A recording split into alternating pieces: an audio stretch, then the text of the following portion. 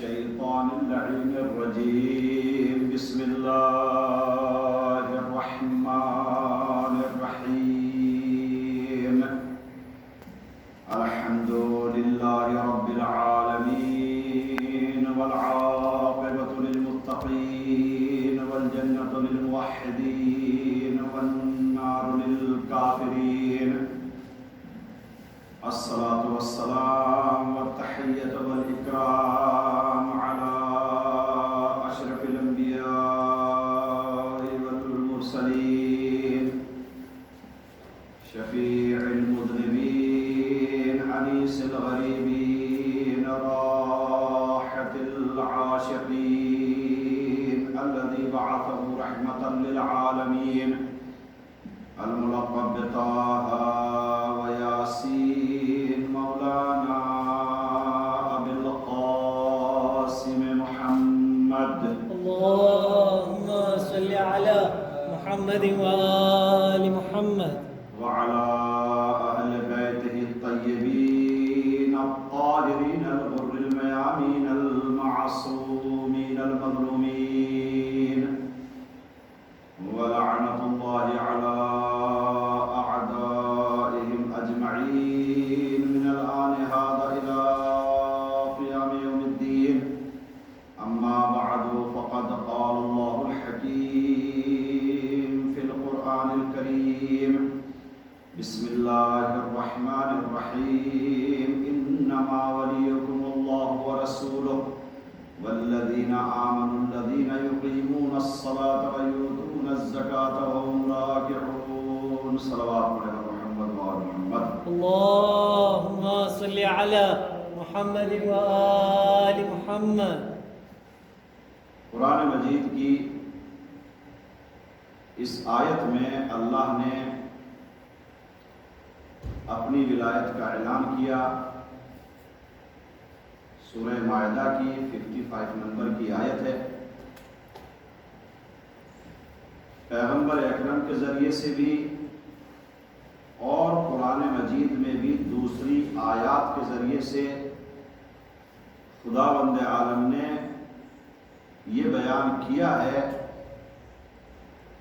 کہ ہر انسان کے لیے علی کو اپنا مولا اور اپنا آقا ماننا ضروری ہے. علی کی ولایت کے بغیر، اور جب علی کہا جاتا ہے تو اس کا مطلب صرف امام علی نہیں ہے، کیونکہ صدر اسلام میں امام موجود تھے اور پہلے امام ہیں، پہلے مولا ہیں، اس لیے زیادہ تر ان کا نام لیا گیا، ورنہ مراد 12 کے 12 امام ہیں. بہت سی روایتوں میں 12 اماموں کا تذکرہ کیا گیا ہے کہ علی کی ولایت اور ان کی اولاد سے، ان کی پاک و پاکیزہ نسل سے جو آئمہ ہیں ان کی ولایت بھی اسی طریقے سے واجب ہے لوگوں کے اوپر جس طرح امام علی علیہ السلام کی. لیکن دوسری آیتوں میں کہیں پر تذکرہ ولایت کا کیا گیا ہے اور کہیں پر کچھ اور لفظ بولا گیا ہے جس کا مطلب ہی ولایت ہوتا ہے. مثال کے طور پر سورہ قاف میں، سورہ قاف ایک سورہ ہے قرآن مجید کا، اس میں ایک آیت ہے، اس میں چھوٹی چھوٹی آیتیں ہیں.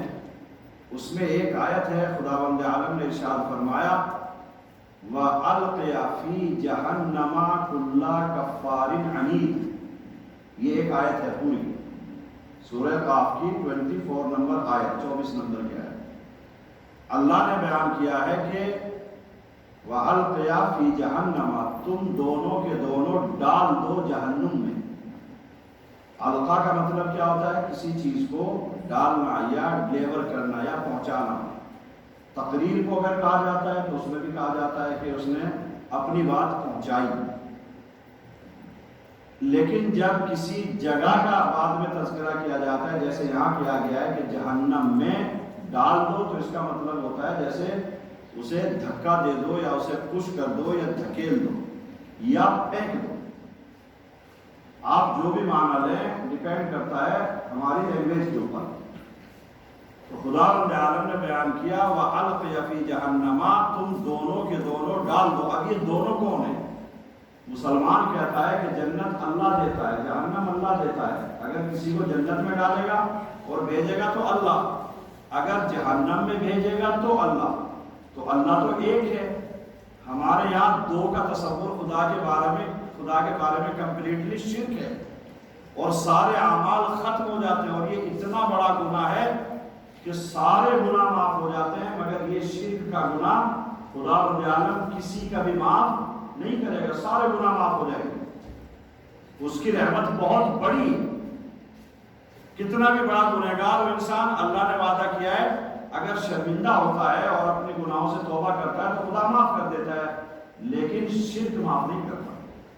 تو اب یہاں اس کا مطلب کیا؟ القیہ عربی زبان میں صیغے ہوتے ہیں، ایک کے لیے الگ، دو کے لیے الگ، اور تین یا اس سے زیادہ کے لیے الگ. جیسے واحد بولا جاتا ہے ایک کے لیے، تسنیہ بولا جاتا ہے دو کے لیے، اور جمع بولا جاتا ہے تین یا اس سے زیادہ لوگوں کے لیے. یہ عربی زبان میں کہا جاتا ہے صیغے. اس لیے اگر سامنے ایک ہوتا ہے تو ایک کا لفظ بولا جائے گا. مثلا وَأَلْقِ، تو ڈال دے، یہی القیہ ہے، یہ دو کے لیے ہے. لیکن ایک کے لیے کیا ہوگا؟ القے، ڈال دے تو. جیسے افعل کرو، اضرب مارو مثال کے طور پر. تو ایسے یہ القے ایک ہوتا ہے اور القیہ دو. تو اللہ تو دو نہیں ہے، اور اللہ خود حکم دے گا کس کو؟ اپنے کو تھوڑا ہی دے گا. اللہ یہ نہیں کہے گا کہ تو ڈال دے. اس میں بیان کیا گیا القیہ دونوں کو، تم دونوں کے دونوں جہنم میں ڈال دو. کسے ڈال دو؟ کل کفار عنید، ہر کافر کو اور ہر عناد رکھنے والے کو. عناد کہا جاتا ہے دشمنی کو. جیسے عدو ہوتا ہے عربی زبان میں، اسے کہتے ہیں دشمن. عناد بھی اسی سے آتا ہے، کینہ اور روب جیسے آتا ہے، ایسے ہی عناد ہوتا ہے، کسی سے دشمنی اور دل میں بسا کے رکھ لینا ایک طرح. اسے کہا جاتا ہے عناد، اور اسی سے ہے عنید. تو اللہ نے بیان فرمایا کہ تم دونوں کے دونوں جہنم میں ڈال دو ہر کافر کو اور ہر عناد رکھنے والے کو. عنید کو، کافر اور عنید کو ڈال دو. اب القیہ سے مراد کون ہے یہاں پر؟ تم دونوں کے دونوں ڈال دو. مفسرین بیان کرتے ہیں اللہ تو ہے نہیں، کیونکہ اللہ کے بارے میں دو کا تصور شرک ہے. تو دو اللہ تو ہے نہیں، تو یہ دو کون ہیں جن کو آرڈر دے رہا ہے خداوند عالم کہ تم دونوں کے دونوں ڈال دو؟ تو تفسیر میں بیان کیا گیا ہے، آپ ڈھونڈے کوئی ہے ایسا کہ دو آدمی ایک ساتھ اللہ کہتا ہو کہ تم دونوں کے دونوں ڈال دو، سوائے پیغمبر اکرم اور علی ابن ابی طالب کے. تو کہا یہ گیا ہے تفسیروں میں کہ یہاں مراد اللہ نے جو دیا ہے حکم وہ محمد صلی اللہ علیہ وآلہ وسلم اور علی ابن ابی طالب کو دیا ہے کہ تم دونوں کے دونوں جہنم میں ڈال دو ہر کافر کو اور ہر دشمنی رکھنے والے کو اور عنید کو. تفسیر میں یہ بھی ملتا ہے کہ کفار سے مراد وہ افراد کہ جنہوں نے پیغمبر اکرم کی نبوت کا انکار کیا. کافر کون ہے؟ اللہ کو ماننا ہے مگر پیغمبر اکرم کی نبوت کو نہیں مانتے، اسے بھی کافر کہا جاتا ہے. بہت سے لوگ اللہ کو نہیں مانتے تو رسول کو کیا مانیں گے؟ وہ بھی کافر ہیں.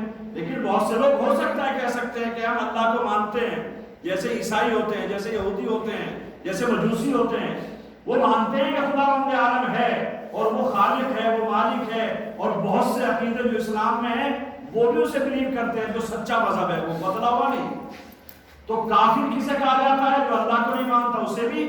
لیکن اگر کوئی اللہ کو مانتا ہے اور رسول کو نہیں مانتا، ان کی رسالت نہیں مانتا، وہ بھی کافر ہے. پھر کوئی بھی ہو، جیسے مثال کے طور پر قادیانی ہیں، وہ اللہ کو مانتے ہیں مگر پیغمبر اکرم کو آخری رسول نہیں مانتے. وہ غلام احمد قادیانی کو مانتے ہیں آخری رسول، انہیں کہتے ہیں، اسے کہتے ہیں کہ یہ نبی ہے. تو وہ کیا ہے؟ وہ مسلمان نہیں، وہ بھی کافر ہے.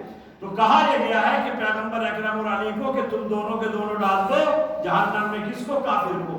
کافر کا مطلب جو پیغمبر اکرم کی نبوت کا انکار کرتا ہو، پیغمبر اکرم کی رسالت کا انکار کرتا ہو، پیغمبر اکرم کو اللہ کا رسول نہیں مانتا، وہ ہے کافر. اور پھر دوسرا کون ہے؟ عنید. کہا یہ گیا ہے کہ عنید کا مطلب یہ ہے ہر وہ انسان کہ جو اللہ کو تو مانتا ہو یا رسول کو بھی مانتا ہو، لیکن اگر علی کی ولایت نہیں مانتا ہے، علی کو مولا نہیں مانتا ہے، علی کو آقا نہیں مانتا ہے، علی کی ولایت کے اوپر زندگی نہیں گزارتا ہے، اسے عنید کہا گیا ہے. تو اے محمد تم اپنے منکرین کو جہنم میں ڈالو اور اے علی تم اپنے مخالفین کو جو تمہاری ولایت کا اقرار نہیں کرتے ان کو جہنم میں ڈالو۔ تو اس کا مطلب کیا ہے؟ ولایت کا لفظ کلیئر نہیں ہے، مگر عنید کا مطلب یہ ہے کہ جو ولایت کا انکار کرتے ہیں۔ تو اس کا مطلب یہ ہوتا ہے کہ اگر انسان کو جنت چاہیے تو رسول کی رسالت کے ساتھ ساتھ علی کی ولایت کا بھی اقرار کرنا ہوگا۔ ایک صلوات پڑھیں محمد و آل محمد۔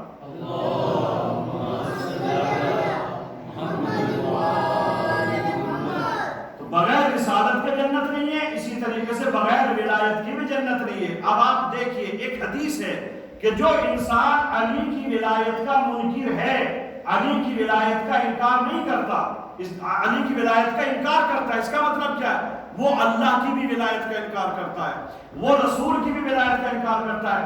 یہ نہیں ہو سکتا کہ انسان کہنے میں اللہ کو تو ولی مانتا ہوں مگر رسول کو نہیں مانتا، رسول کو ولی مانتا ہوں مگر علی کو نہیں ولی مانتا، علی کو ولی مانتا ہوں مگر اللہ اور رسول کو ولی نہیں مانتا۔ نہیں، سب کی ولایت سیم ہے۔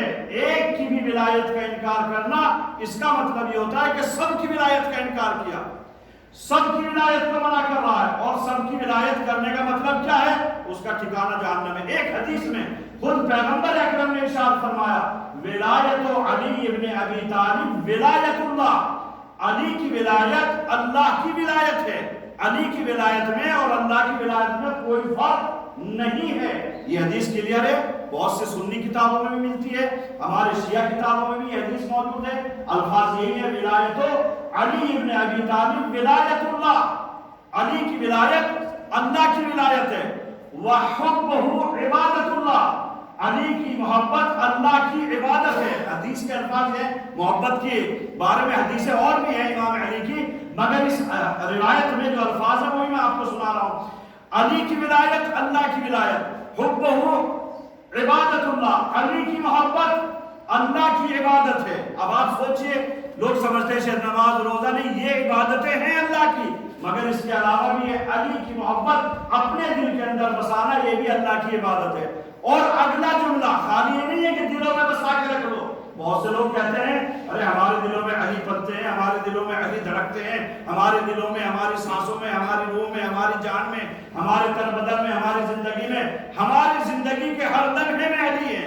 تو اگلا جملہ ان کے لیے کہ کیسے ثابت ہوگا کہ تمہاری سانسوں میں علی ہے، تمہاری رگوں میں علی ہے، تمہاری ہر دل کی دھڑکن میں علی ہے، کیسے پتہ چلے گا؟ اسی حدیث میں آگے ارشاد فرمایا وَاتِّبَاعُهُ فَرِيضَةُ اللَّهِ، اس کے نقش قدم پر چلنا، ان کو فالو کرنا، ان کی پیروی کرنا، ان کی باتوں کے اوپر عمل کرنا، جو وہ کام کرتے تھے ان کاموں کو انجام دینا۔ اتباع کا مطلب یہی ہے بالکل پیر کے اوپر پیر رکھ کے ایسے چلنا، جہاں ایک انسان نے پیر رکھا اور اس کے بعد وہ چلا گیا اسی قدم کے نشان کے اوپر ہم اپنا قدم رکھے، تب کہا جاتا ہے اتباع۔ قرآن مجید میں بھی ہے، پیغمبر اکرم کے لیے ارشاد فرمایا ان کنتم تحبون اللہ فاتبعونی، اگر تم اللہ سے محبت کرتے ہو تو میرے نقش قدم پر چلو۔ نقش قدم کا مطلب یہ ہوتا ہے پیروں کے نشانات۔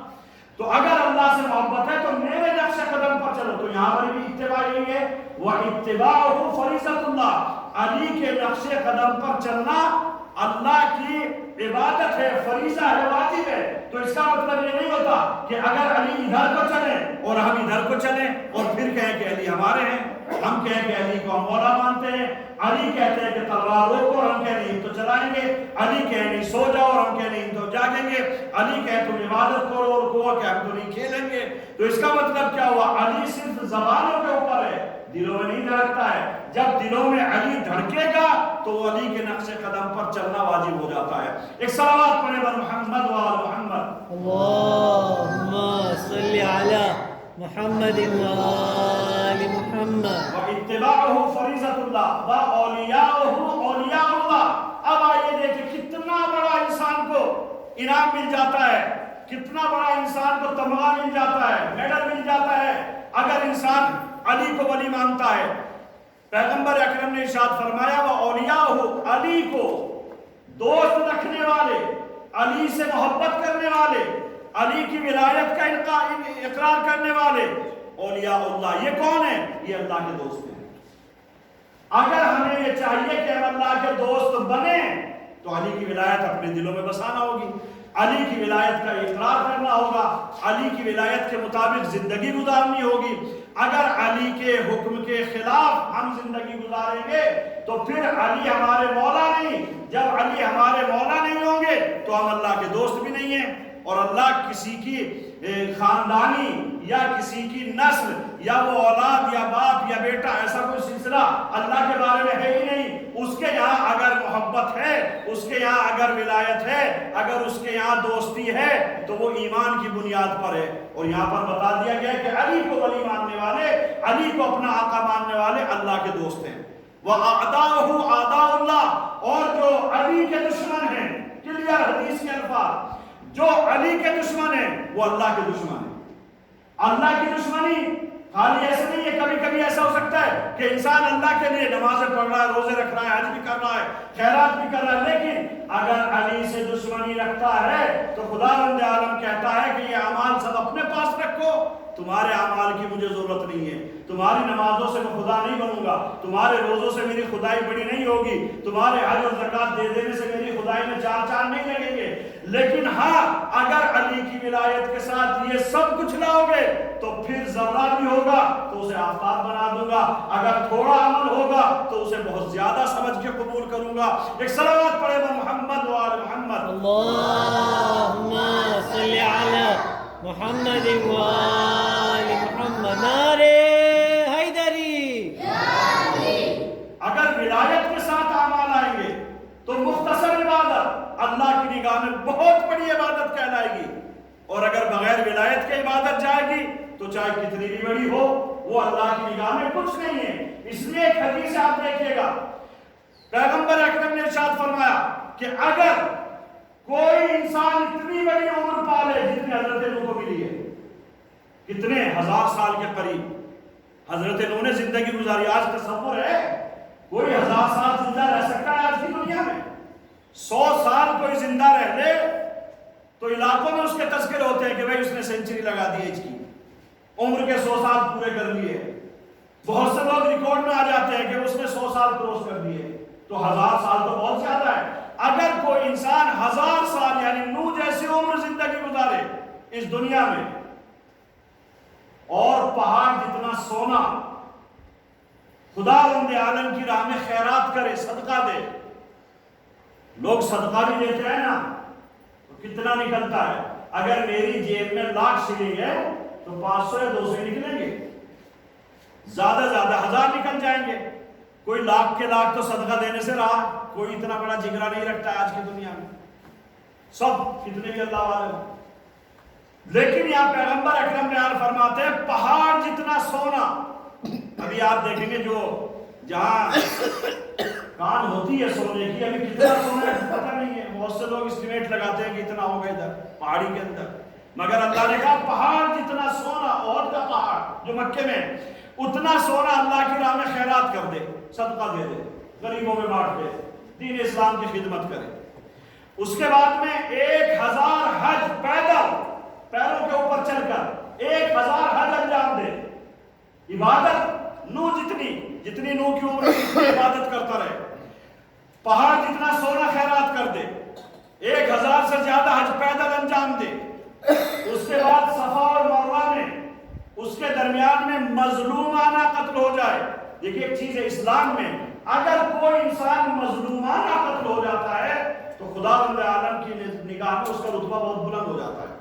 مظلومانہ کہیں پر بھی اگر کوئی مومن مظلوم طریقے سے قتل ہو جائے تو خداوند عالم شاید اسے شہادت کا درجہ دے دے، مگر آپ سوچئے اگر مومن ہے، آپ یہاں پر دیکھیں گے اتنی عبادتیں انجام دیں، اور صفا اور مروہ کے درمیان جو حرم الہی ہے، جہاں پر آپ کسی چیونٹی کو نہیں مار سکتے، جہاں پر آپ اپنے بدن کا ایک بال تک نہیں اکھاڑ سکتے، جہاں پر آپ ذرہ برابر کسی کو اذیت نہیں دے سکتے ورنہ کفارہ واجب ہو جاتا ہے۔ حرم کا ایک حصہ جہاں ہر چیز سیف ہے، رسول فرماتے ہیں وہاں صفا اور مروہ کے درمیان میں مظلومانہ قتل ہو جائے، اور اے علی اگر تیری ولایت نہیں ہے لم یشم رائحۃ الجنہ، جنت میں جانے کی تو بہت بڑی بات ہے، اسے خوشبو تک نہیں ملے گی، اسے خوشبو تک نصیب نہیں ہوگی۔ تو اب آپ سمجھ میں آیا عبادتیں کتنی بھی زیادہ ہوں اگر بغیر ولایت علی کے ہے تو خداوند عالم کو پسند نہیں ہے، لیکن اگر عبادتیں مختصر ہیں اخلاص کے ساتھ میں اور علی کی ولایت کے ساتھ ہے تو خداوند عالم اسے اجر و ثواب اتنا دیتا ہے کہ شاید انسان کے تصور اور خیالات میں بھی نہ ہو۔ ایک صلوات پڑھے بر محمد و آل محمد۔ اللہم صلی علی محمد و آل محمد۔ اگر ولایت ہے، انبیاء تک کو نبوت 313 رسول، اس میں بڑے رسول 5، پیغمبر اکرم موسیٰ عیسیٰ، اس کے بعد تو حضرت موسیٰ حضرت عیسیٰ ہیں، کتنے بڑے نبی ہیں اولو العزم پیغمبروں میں سے۔ حضرت موسیٰ کے ساتھ بہت بڑے رسول ہیں، حضرت عیسیٰ بہت بڑے رسول ہیں، ان کے لیے بھی بیان کیا گیا ہے تمہیں نبوت اور رسالت کیوں ملی، کس وجہ سے ملی نبوت اور رسالت۔ حدیث پیغمبر اکرم کی، لما اسریا یا لیلۃ اسریا بی الی السماء، جس رات مجھے معراج نصیب ہوئی، جمع اللہ بینی و بین الانبیاء، خداوند عالم نے تمام نبیوں کو 1,24,000 میں بھی تھا اور باقی اور جتنے انبیاء تھے سب کو ایک جگہ پر اکٹھا کیا شب معراج۔ فقال علی یا محمد سلہم علی ما بعثتم، اے محمد ان سے پوچھو تمہیں جو نبوت عطا کی گئی ہے یا تمہیں جو رسالت عطا کی گئی ہے وہ کس بنیاد پر عطا کی گئی ہے، کیوں دی گئی ہے تمہیں، کوئی ریزن ہے، کوئی خوبی تھی تمہارے اندر، تمہاری کوالٹی کیا ہے، کس بنیاد پر ملا تمہیں نبوت اور رسالت جیسا بڑا منصب اور عہدہ۔ تو پیغمبر اکرم نے سوال کیا تمام انبیاء سے، علی ما بعثتم، تمہیں نبوت کیوں دی گئی ہے؟ تو تمام انبیاء نے بیان فرمایا علی شہادت اللہ الہ الا اللہ، نمبر 1 ہم نے گواہی دی، ہم نے ایکسپٹ کیا، ہم نے مانا کہ اللہ کے علاوہ کوئی معبود نہیں ہے، یعنی اللہ کی وحدانیت کا اقرار کیا، ہم نے اللہ کو ایک مانا، ہم نے اللہ کو ایک جانا، تو اس بنیاد کے اوپر ہمیں نبوت ملی۔ دوسری چیز کیا تھی؟ وَبِشَهَادَةِ أَنَّ مُحَمَّدَ رَسُولُ اللَّهِ، اور دوسری شہادت یہ ہے یا دوسرا اقرار یہ ہے، الفاظ روایت کے الگ الگ بھی ہیں، ایک میں بیان کیا وَالْإِقْرَارُ بِنَبُوَّتِكَ، ہم نے اللہ کی وحدانیت کے ساتھ ساتھ آپ کی نبوت کا اقرار کیا، آپ کو اللہ کا رسول مانا، گویا ہم نے کلمہ پڑھا لا الہ الا اللہ محمد رسول اللہ، تو ہمیں خداوند عالم نے نبوت سے نوازا۔ اور تیسری چیز جس کی بنیاد پر ہمیں نبوت ملی ہے، یہ تینوں چیزیں جب اکٹھی ہو گئی تب اللہ نے ہمیں رسول بنایا یا ہمیں نبی بنایا۔ والاقرار بالولایت لعلی ابن ابی طالب، تیسری چیز علی کی ولایت کا اقرار کیا تو اللہ نے ہمیں نبوت بھی عطا فرمائی، اللہ نے ہمیں رسالت بھی عطا فرمائی، اللہ نے ہمیں شریعت بھی عطا فرمائی۔ تو گویا تمام نبیوں نے جب اس طریقے سے کلمہ پڑھا لا الہ الا اللہ محمد الرسول اللہ علی ولی اللہ، تو جیسے ہی یہ کلمہ مکمل ہوا خداوند عالم نے انہیں نبوت بھی دی اور خداوند عالم نے انہیں رسالت بھی دی۔ ایک صلوات پڑھے بر محمد و آل محمد۔ اللہ آل محمد حیدری یا علی۔ تو اب آپ سمجھیے کہ جب انبیاء اور رسولوں کو بغیر ولایت علی کی نبوت اور رسالت نہیں مل سکتی تو پھر مومن جو انسان کہتا ہے اپنے کو میں مومن ہوں یا میں مسلمان ہوں یا میری عبادتیں اتنی ہیں کہ مجھے خود یاد نہیں ہے کہ کتنی عبادتیں کی ہیں، حضرت نوح سے زیادہ تو زندگی نہیں گزار سکتا کوئی آج، اتنی عبادتیں نہیں کرتا اگر قضا بھی نہ ہوئی ہو، اگر مسٹیک بھی نہ ہوئی ہو۔ عبادتوں پہ کیا ناز کریں گے ہم؟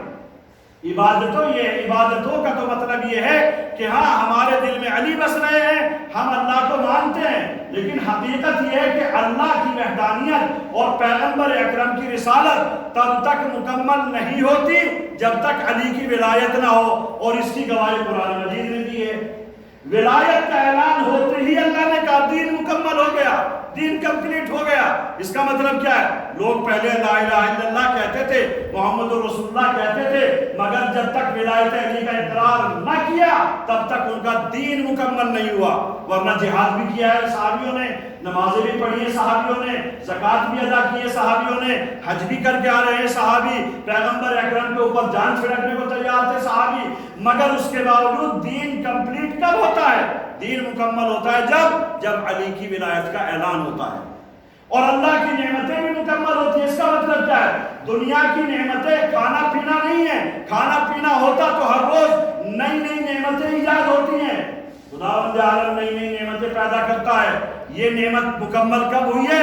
علی کی ولایت کے ذریعے سے. اس سے بڑی نعمت کوئی نہیں ہے. ایک صلوات پڑھے بر محمد و آل محمد. اللہم صلی علی محمد و آل محمد. اسی آپ دیکھیں گے کہ اللہ تبارک و تعالی نے قرآن مجید میں اور پیغمبر اکرم نے اپنی حدیثوں کے ذریعے سے جتنا ہائی لائٹ کیا ہے، جتنا پہنچانا چاہے، تبلیغ کی ہے ولایت کو. کیوں؟ جانتے تھے کہ بہت سے لوگوں کو ہضم نہیں ہوگی، بہت سے لوگ اسے ایکسیپٹ نہیں کریں گے. کچھ لوگ ایسے تھے سامنے تو کر لیا. قرآن مجید میں ایک آیت ہے، بہت سی آیتیں ایسی ولایت کے بارے میں، لیکن وہ آیت جو آپ کے زبانوں کے اوپر ہے اور آپ کو زیادہ تر یاد بھی ہوگی. آیت الکرسی کی تیسری آیت، اللہ ولی الذین آمنوا یخرجہم من الظلمات الی النور. اس کا مطلب کیا ہے؟ اللہ ان لوگوں کا ولی ہے جو مومن ہیں. اللہ ان لوگوں کا مولا ہے جو مومن ہیں، ایمان والے ہیں. اللہ ولی الذین آمنوا. پھر اگر یہ مومن ہیں تو اندھیرے میں کہاں رہ گئے؟ اگر یہ ایمان والے ہیں تو گمراہی میں کہاں ہیں؟ اللہ نے کہا کہ میں ان کا ولی ہوں جو مومن ہے. یخرجہم من الظلمات الی النور. انہیں اندھیروں سے، انہیں گمراہیوں سے، انہیں ضلالت سے روشنی کی طرف، ہدایت کی طرف نکالتا ہے خداوند عالم. کنہیں؟ جن کا اللہ ولی ہے. تفسیروں میں ملتا ہے اس کا مطلب کیا؟ کہاں نکالتا ہے؟ کون سے اندھیروں سے؟ کون سی ضلالت اور گمراہی ہے؟ کہا ان لوگوں کو نکالتا ہے. کس سے؟ جو علی کی ولایت کا اقرار نہیں کرتے، ان کے دلوں میں ولایت ڈال دیتا ہے، وہ گمراہی سے اجالے کی طرف آ جاتے ہیں. تو اس کا مطلب یہ کہ جب تک ولایت علی ہمارے دلوں میں چمکے گی نہیں، تب تک ہم اندھیرے سے اجالوں کی طرف نہیں آئیں گے. اللہ ولی الذین آمنوا یخرجہم من الظلمات الی النور. نور کی طرف نکالتا ہے. والذین کفروا اولیاءہم الطاغوت. اور جو کافر ہیں ان کا مولا اور ان کا آقا کون ہے؟ شیطان، طاغوت، بری طاقتیں، بری صحبتیں. یہ سب ان کے ولی ہیں. وہ کیا کام کرتے ہیں؟ یخرجہم من النور الی الظلمات. وہ اجالوں سے، اگر اجالوں میں ہے تو اندھیرے کی طرف لے آتے ہیں. اگر وہ ہدایت یافتہ ہیں تو گمراہی کی طرف آ جاتے ہیں. اس کا مطلب کیا ہے؟ بہت سے لوگ زندگی میں ولایت علی کا اقرار کر لیتے ہیں، مگر دنیا کی چمک دمک، دنیا کی انہیں شہرت یا دنیا کی چمکتی ہوئی دولت انہیں اتنا اندھا کر دیتی ہے کہ ان کی آنکھوں میں روشنی رہتی ہے، نہ ان کے دلوں میں ایمان باقی رہتا ہے. اور وہ ولایت علی سے اقرار کرنے کے باوجود پھر وہ گمراہ ہو جاتے ہیں. اس کا مطلب کیا ہے؟ ولایت اگر آج ہے تو دعا یہ کرنی چاہیے کہ یہ باقی بھی رہے. آپ دیکھیں گے دعائے القامہ میں ایک جملہ ہے.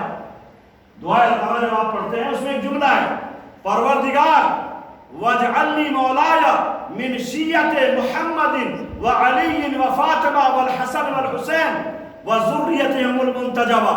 اے پروردگار مجھے محمد و علی، فاطمہ، حسن و حسین اور ان کی جو پاک و پاکیزہ اولاد ہے امام حسین کی، ان کے شیعوں میں قرار دے، ان کے شیعوں میں باقی رکھ. بہت بڑی دعا. کیوں؟ اس لیے کہ کبھی بھی ہو سکتا ہے شیطان ہر وقت ہمارے اوپر ڈورے ڈالتا ہے کہ ہمیں ولایت علی سے بہکا کر اور گمراہی کی طرف لے آئے. اور ایسے جیسے میں نے کل عرض کیا تھا، ایسے بہت سے ایگزامپل ہیں.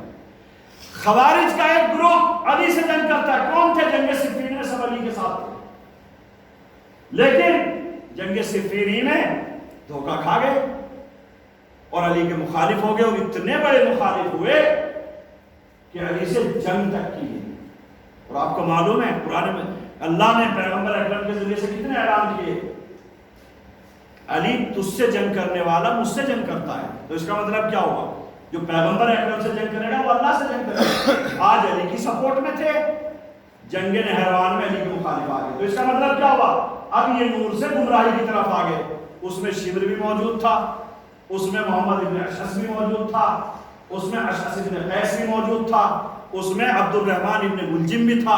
اب آپ سوچئے یہ کیا آ گئے جنگ صفین میں علی کے حملہ کا، مگر مخالف ہو گئے.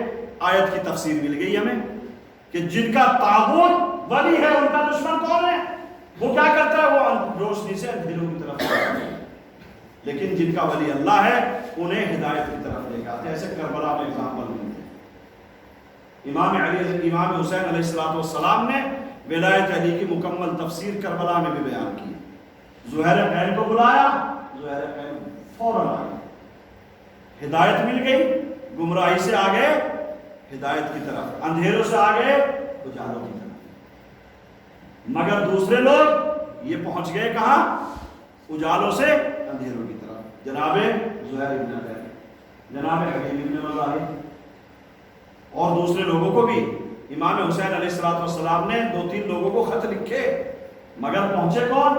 حبیب ابن مظاہر. کس طریقے کا خط ہے؟ سلام کرتے ہیں, اس کے بعد لکھتے ہیں من الحسین الغریب الی رجل فقیہ. ایک بہت بڑا تمغہ دے دیا, بہت بڑا ٹائٹل دے دیا.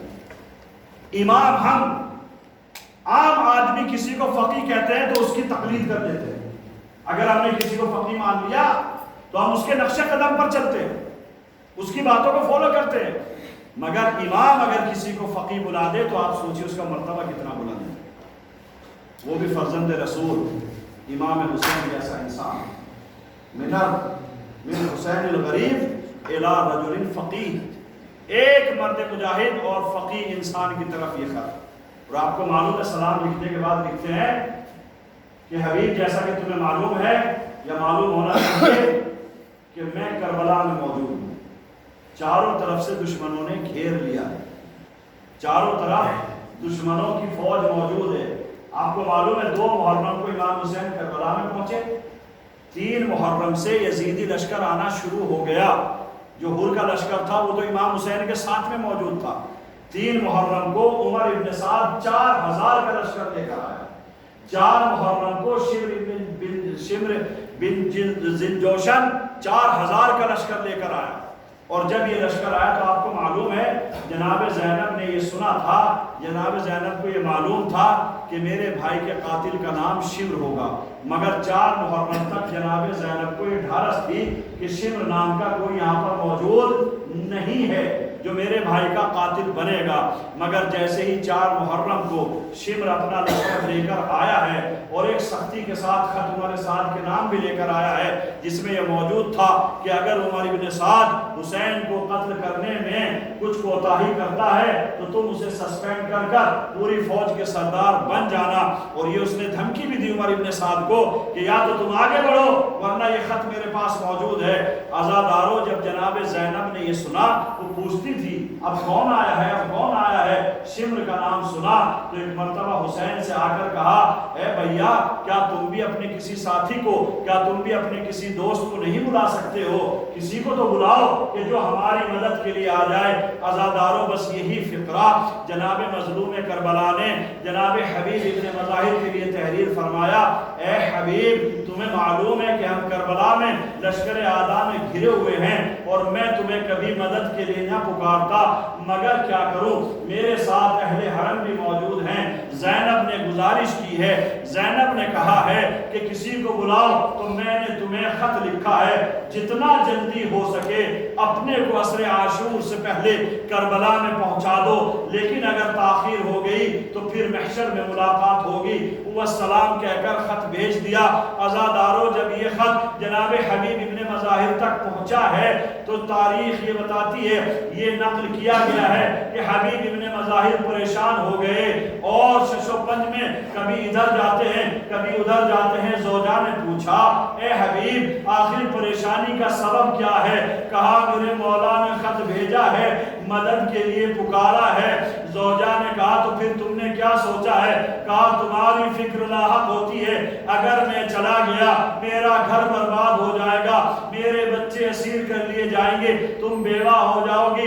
عزادارو, زوجہ جناب حبیب ابن مظاہر نے کہا اے حبیب, ارے تم نے جو خط سنایا ہے اس میں زینب کا بھی تذکرہ ہے, اس کا مطلب یہ ہے کہ زینب حسین کے ساتھ ہے. اے حبیب, تمہیں میری فکر ہے, تمہیں اپنے بچوں کی فکر ہے, مگر نبی زادیوں کی فکر نہیں ہے, تمہیں زہرا کی بیٹی کی کوئی فکر نہیں ہے. ارے زہرا کی بیٹی بھی تو حسین کے ساتھ ہے. اے حبیب, جتنا جلدی ہو سکے اپنے آقا کی مدد کے لیے جاؤ. عزادارو, جناب حبیب ابن مظاہر نے عرض کیا اے بی بی, ارے بھلا یہ ہو سکتا ہے کہ میرا آقا حسین مجھے مدد کے لیے پکارے اور میں حسین کی خدمت میں غلامی کے لیے حاضر نہ ہوں۔ اے بی بی، ارے میں تو تیرا امتحان لے رہا تھا۔ عزادارو، حبیب ابن مظاہر نے غلام کو اپنا رہوار سپرد کیا، کہا پشت خیمہ پر جا کر میرا انتظار کرو، میں کسی طریقے سے بچتا ہوا پشت کوفہ میں پہنچ جاؤں گا اور اس رہوار پہ سوار ہو کر کربلا پہنچوں گا تاکہ ابن زیاد کے لوگ مجھے یہاں پر گرفتار نہ کر سکے۔ عزادارو، جناب حبیب ابن مظاہر کو اپنے رہوار تک پہنچنے میں دیر ہوئی تو کیا دیکھا کہ غلام ہے جو رہوار سے باتیں کر رہا ہے اور کہہ رہا ہے میرے آقا کے رہوار، اگر میرا آقا نہ آیا، اگر میرا آقا گرفتار ہو گیا، اگر میرے آقا کے لیے کوئی مجبوری آ گئی کہ وہ حسین کی مدد کے لیے کربلا نہ پہنچ پائے تو میں تجھ پر سوار ہو کر آقا حسین کی مدد کے لیے جاؤں گا۔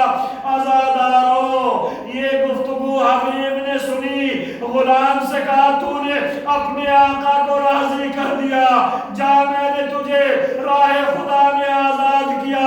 غلام نے کہا آقا، ارے جب بہترین خدمت کا موقع آیا تب مجھے آزاد کر رہے ہو۔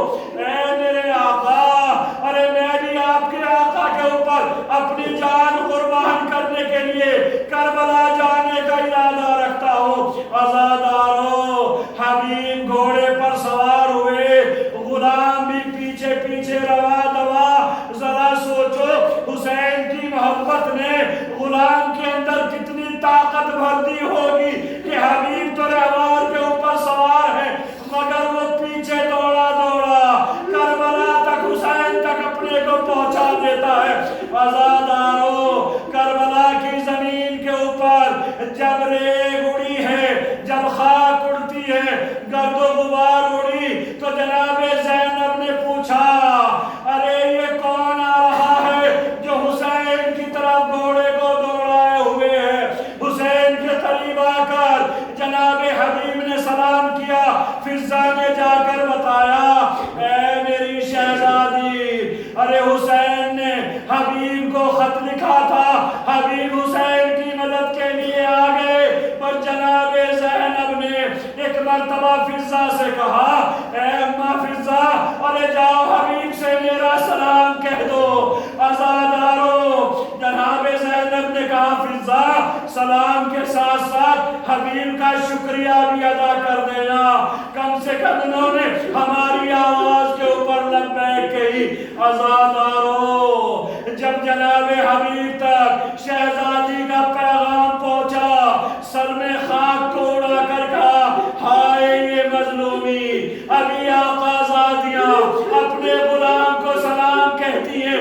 عزادارو، مقاتل میں یہ بیان کیا گیا ہے کہ جناب حبیب ابن مظاہر نے روز عاشورہ جب بہت سے ساتھی شہید ہو گئے، حسین کے ساتھ جنازوں پر پہنچے، کبھی مسلم ابن اوسجا کے جنازے پر وہاں جا کر ایک وصیت بھی ملتی ہے، ایک صحابی نے وصیت کی اے حبیب، ارے ہم دنیا سے جا رہے ہیں مگر میں وصیت کرتا ہوں کہ جب تک زندہ رہنا حسین کا ساتھ نہ چھوڑنا۔ عزادارو، حبیب نے بھی جب تک زندہ رہے حسین کے ساتھ سایہ بسایہ رہے، مگر ایک موقع ایسا بھی آیا کہ حبیب نے اجازت لے کر میدان وغا میں گئے، لشکر آدھا کو پکارا اے کوفے والو، ارے حسین نے تمہارا کیا بگاڑا ہے؟ عزادارو، یزیدی لشکر نے حبیب کو چاروں طرف سے گھیرا، حبیب گھوڑے پہ ڈگمگا گئے، آواز دی ہے میرے آقا اس غلام کی قربانی کو قبول کیجئے، میرا سلام قبول کیجئے، میں نے اپنی جان کو آپ کے اوپر نثار کرنے کی کوشش کی ہے۔ الا لعنت اللہ علی القوم الظالمین وسيعلم الذین ظلموا ای منقلب ینقلبون۔ ماتم حسین۔